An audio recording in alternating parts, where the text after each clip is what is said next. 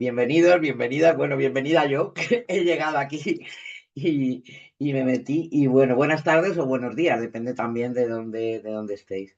Y en primer lugar, quería agradecer al Congreso. Me encanta, o sea, la idea del Congreso en la cultura popular iberoamericana, cuando lo vi me fascinó el título.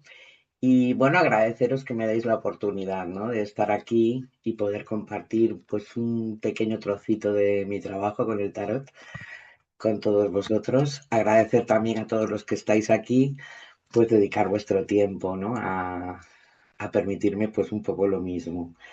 Bueno, yo me llamo Eva Pau, como ha dicho Carolina. Soy fundadora de la Escuela de Tarot, Mediunidad y Ciencias Ocultas, Magia del siglo XXI y algunas cosas más, porque llevo muchos años en esto y tengo muchos años. Entonces, cuando tienes muchos años, la vida te da la oportunidad de hacer muchas cosas. Entonces, bueno, pues también soy autora, he creado algunos oráculos, estoy fascinada porque veo que no soy la única y que todo el mundo nos hemos animado. Me ha gustado mucho algo que ha dicho Cristina, ¿no? Es el leer tu propio lenguaje, el crear tus propios mitos, ¿no? Yo soy muy fan de lo que es mío, de lo que yo siento, de lo que yo percibo, y por eso he hecho tarot y he hecho oráculos. Entonces, bueno, el título de mi ponencia es El poder de las palabras, el lenguaje secreto del tarot. Para mí esto es crucial y alguna alumna por ahí que está aquí, pues lo sabe, ¿no? Como en clase machacamos este tema. Porque las palabras tienen poder. Esto es algo, las palabras son una energía súper potente, súper poderosa, y una palabra puede arreglar un día y una palabra puede estropear un día. Y no es lo mismo que te digan te amo que te odio, ¿verdad? Entonces, claro, todo eso, desde mi punto de vista, todo lo que oímos, va quedando grabado en diferentes espacios, en diferentes zonas de nuestra psique, ¿vale? Va calando y va contribuyendo a crear nuestra personalidad, cómo vivimos la vida, qué creencias tenemos acerca de la vida y de todo lo que ocurre en ella. Y creo que es fundamental elegir muy bien las palabras que utilizamos cuando hacemos una lectura de tarot. Porque cuando hacemos una lectura de tarot, yo creo que el consultante deposita en nosotros una confianza, incluso a veces me atrevería a decir que nos da un poder súper importante en su vida, porque somos cómplices de sus secretos, de sus emociones más profundas, de sus inquietudes, de sus miedos. Entonces, claro, lo que nosotros decimos puede ser muy importante y muy determinante para una persona. Entonces, para mí esto es fundamental. Ya sabemos que el tarot es un lenguaje simbólico y arquetípico. Pero claro, ¿cómo expreso ese lenguaje simbólico y ese lenguaje arquetípico? Es lo que va a determinar verdaderamente la calidad de mi consulta y el efecto en el consultante. Y por cierto, que ya se ha hablado de esto, yo digo, me chafan la ponencia, me chafan la ponencia, porque ya estábamos hablando de esto, ¿no? Entonces, bueno, en el tarot, cada palabra que pronunciamos al interpretar cada carta tiene el poder de transformar, de sanar, de despertar o de todo lo contrario, dependiendo mucho de cómo utilicemos la palabra. Me imagino que en esto, pues seguramente todos los que estamos aquí, por lo que he estado escuchando, estaremos de acuerdo. Yo llegué a esta conclusión hace años. Apareció en mi vida un libro de Florence Steele que se llama Metafísica 4 en 1, no el de Connie Méndez, sino Florence Steele. Y esta mujer trabaja el poder de la palabra hablada y se centra en la energía de las palabras para crear realidades, ¿no? Entonces eso caló muy fuerte en mí en ese momento, que estaba yo empezando de alguna manera a leer el tarot, caló muy fuerte en mí. Porque yo, claro, por el tiempo que llevo leyendo el tarot, soy una persona que vengo del tarot predictivo, inicialmente, puro y duro. Y una de mis primeras reflexiones, cuando ya llevaba un tiempo, yo he leído muchas cartas. Yo soy una persona de forma natural, Saturno en la casa uno, muy trabajadora, y cuando me puse a leer el tarot, leí muchas cartas. Entonces, a los pocos meses de empezar a leer el tarot, me hice la siguiente pregunta: ¿de qué me sirve decirle a alguien lo que le va a ocurrir? Sea bueno, malo, regular, esto da igual. Pero bueno, sobre todo cuando son informaciones controvertidas, ¿de qué me sirve si no puedo ayudarle a gestionar esas situaciones? Y en ese momento cae en mis manos el poder de la palabra hablada. Entonces, para mí es súper importante cómo expresamos lo que vemos. Independientemente de que esa información sea una información, yo ya los conceptos negativo, positivo, es como que los abandoné, ¿no? O sea, verdaderamente la vida se compone de situaciones y de circunstancias que nos enfrentan a grandes retos, a grandes desafíos, y por lo tanto no son momentos agradables, entre comillas, para el ser humano, pero sí son momentos normales. En la vida hay de todo. O sea, yo siempre digo en clase que en la vida hay momentos buenos, malos, regulares, magníficos, horrorosos, y que todos tenemos que saber vivirlos. Esto me parece fundamental, ¿no? Entonces, vamos a irnos directamente a cómo esas frases o esos mensajes o esa información que recibimos puede crear nuestra realidad o puede transformar nuestra realidad. ¿Vale? Ya sabemos que el tarot es un lenguaje simbólico, es un lenguaje arquetípico, pero cómo interpreto yo los símbolos o cómo interpreto yo los arquetipos va a depender mucho de cómo yo los tenga integrados a nivel interior. ¿Vale? Evidentemente, ya se ha hablado aquí, no podemos tener todo integrado en luz, porque somos luz y sombra. Sin embargo, sí que podemos ser conscientes de aquello que no tenemos integrado en luz. Y voy a poner un ejemplo, porque los ejemplos yo creo que son más fáciles de entender a veces que el exceso de palabras. Hay cartas que siempre para el tarotista pueden ser tabúes, como pueda ser, yo qué sé, la torre de la destrucción, el diablo, que nos enfrentan pues a desafíos importantes en ese momento. Claro, si el tarotista las torres que ha vivido las tiene integradas como algo súper negativo o súper tóxico, esto se le va a notar antes de hablar. Se le va a notar en la cara que pone, se le va a notar en su expresión corporal, y esto va a calar en el consultante. Entonces aquí nace lo que yo llamo el lenguaje de la consciencia, que para mí va más allá del símbolo y va más allá del arquetipo. Porque el tarot es que habla en un lenguaje que trasciende las palabras convencionales. Cada carta podríamos entender que es una puerta hacia una consciencia profunda. Y aquí es donde yo me voy a la idea clave, que no comunicamos solamente lo que sabemos, sino que también comunicamos lo que somos. El tarotista no es un simple transmisor de información, es un espejo que refleja su propio nivel de conciencia, y la autenticidad en su comunicación nace del ser más que del saber.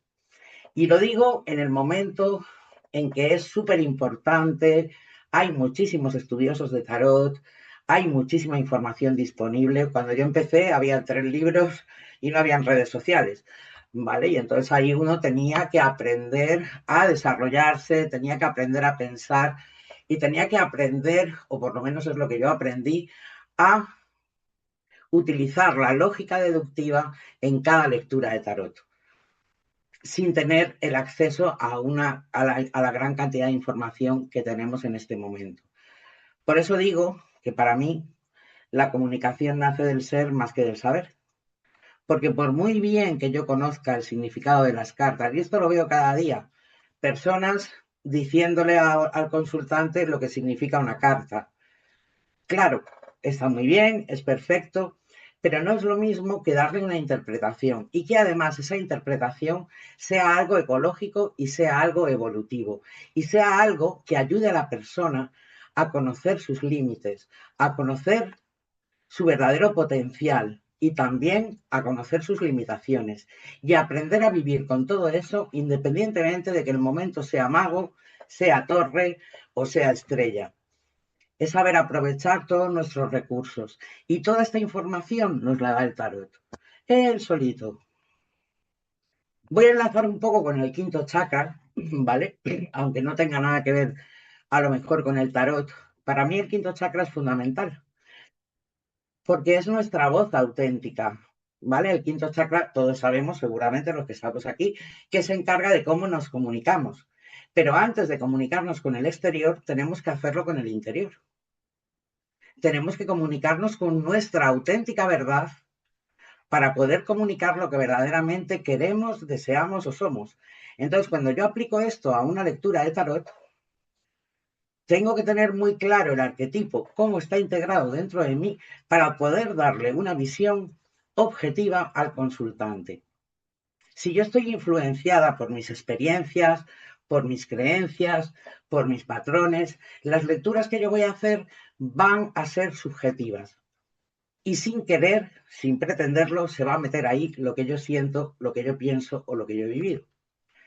Y todos no tenemos las mismas experiencias. Aunque a veces se parecen, pero normalmente no todos tenemos las mismas experiencias. Y ahora enlazo con que esto es algo que ya nos dice el mago. O sea, el mago para mí, una de sus interpretaciones, porque evidentemente los arcanos, y especialmente los arcanos mayores, tienen muchísimas interpretaciones viables, pero para mí una interpretación básica del mago es que tiene la capacidad de materializar las ideas.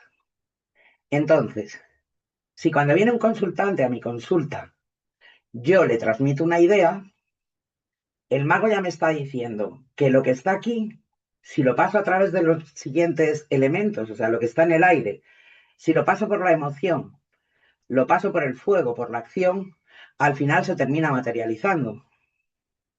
Con lo cual, estoy sembrando una semilla.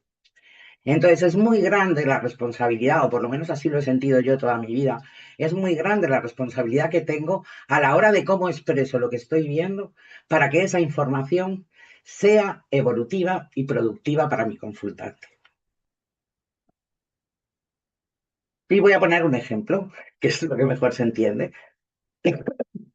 La torre de la destrucción, por ejemplo, pues puede ser una carta que imponga mucho, porque evidentemente no anuncia un momento bonito, anuncia un momento de cataclismo, anuncia un momento donde se caen estructuras fundamentales de la persona, y tan fundamentales y tan profundas como muchas veces diferentes capas del ego, que es lo que hemos utilizado para protegernos a lo largo de nuestra vida y para poder adaptarnos al ambiente. Claro, llega la torre y me hace ver que todo aquello en lo que yo me estaba sosteniendo es probable que ya no sea válido en este momento.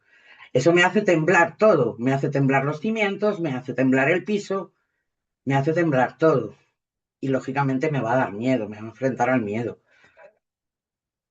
Si ya, si ya le añadimos otras cosas muy humanas, como son los apegos, las dependencias o la zona de confort, pues nos vamos más profundo todavía a que esta carta de terror. Porque claro, lo va a romper todo.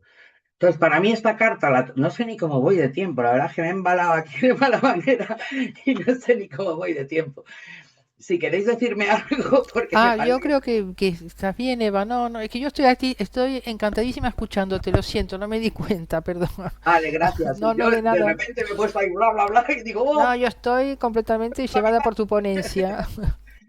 que voy por la mitad. Bueno, entonces decía esto, ¿no? Que para mí esta carta, uno de sus significados primordiales, lo que a mí me transmite mi propio mito con la Torre de la Destrucción, y aquí me quedo con las palabras de Cristina, que me han gustado mucho, es una persona que nace en la torre, que vive en la torre no tiene ventanas, está habituado, está acostumbrado, y aunque está a la puerta, ni siente la necesidad de abrirla,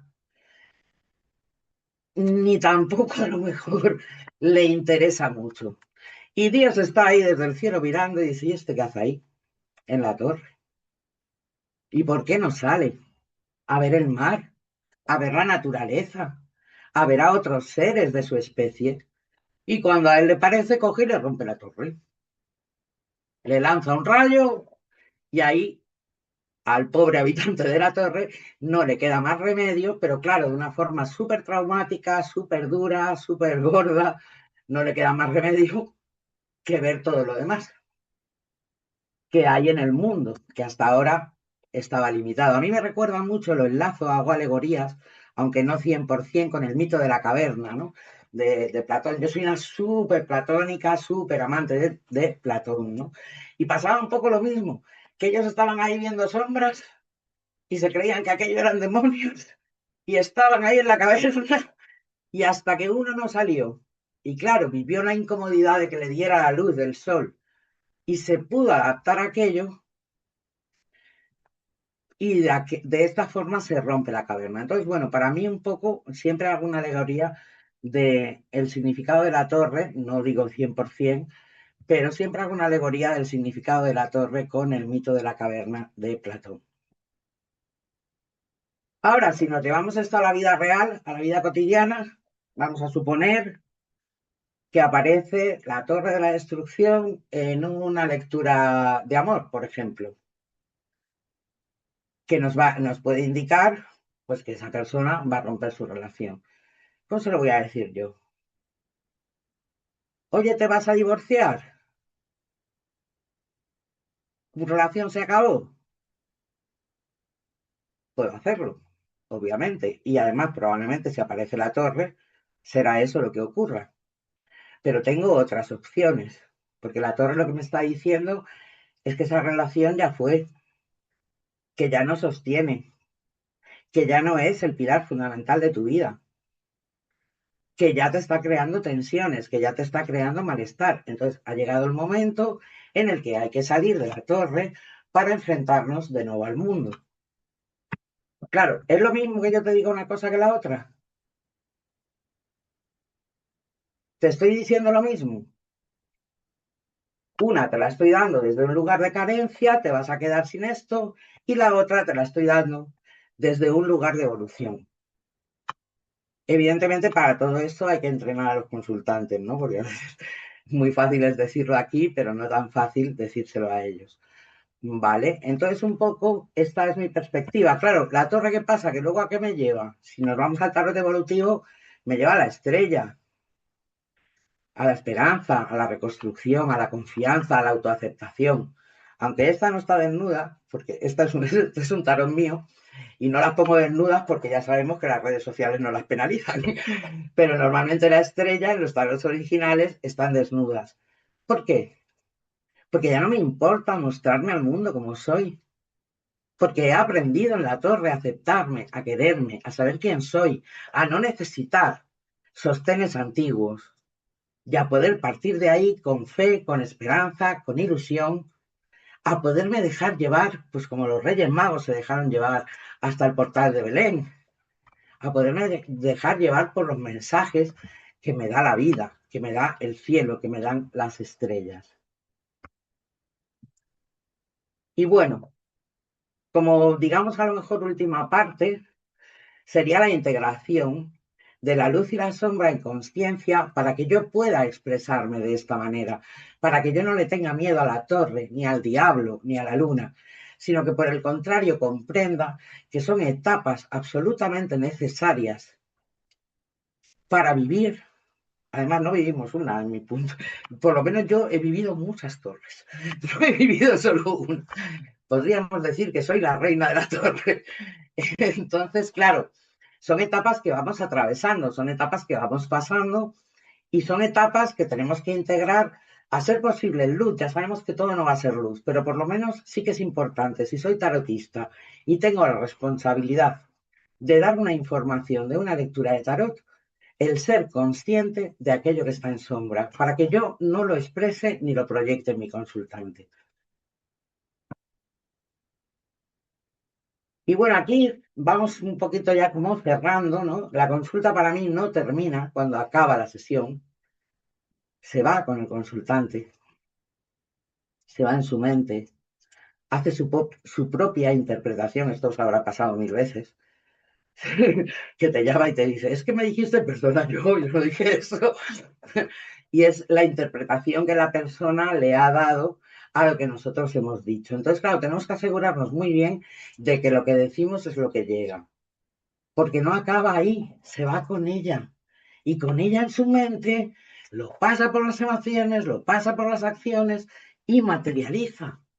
Y si le doy un mensaje tóxico, lo puede materializar y a lo mejor tiene otras elecciones o tiene otras opciones.